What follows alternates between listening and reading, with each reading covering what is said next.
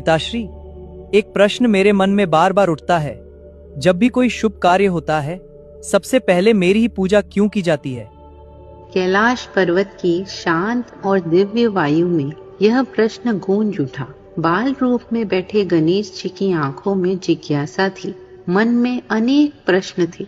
उनके सामने विराजमान थे स्वयं महादेव। गहन ध्यान से बाहर आकर उन्होंने अपने पुत्र की ओर देखा और मुस्कुराते हुए बोले, वत्स, आज तुम्हारे मन के सभी प्रश्नों का समाधान होगा। गणेश जी ने पहला प्रश्न पूछा, पिताश्री, जब इतने सारे देवता हैं, ब्रह्मा, विष्णु और आप स्वयं, फिर सबसे पहले मेरा ही स्मरण क्यों?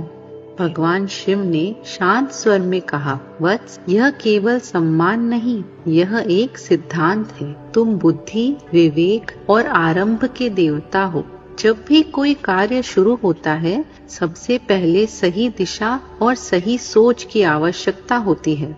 यदि शुरुआत ही शुद्ध और सही हो तो अंत भी सफल होता है। इसीलिए सबसे पहले तुम्हारी पूजा होती है, क्योंकि तुम हर कार्य की नींव को मजबूत करते हो।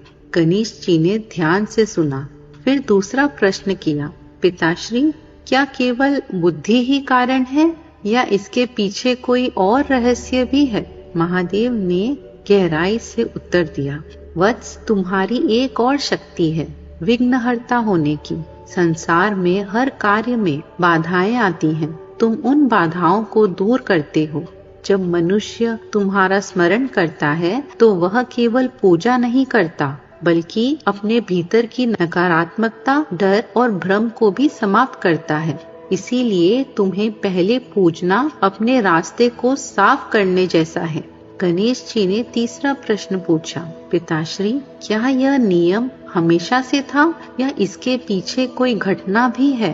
भगवान शिव ने हल्की मुस्कान के साथ कहा, वत्स, एक समय देवताओं में यह प्रश्न उठा था कि सबसे पहले किसकी पूजा होनी चाहिए।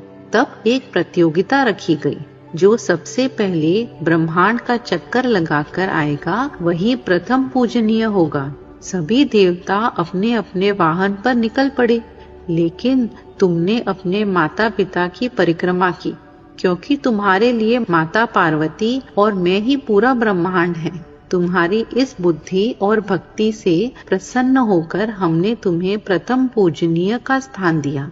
पिताश्री, एक प्रश्न मेरे मन में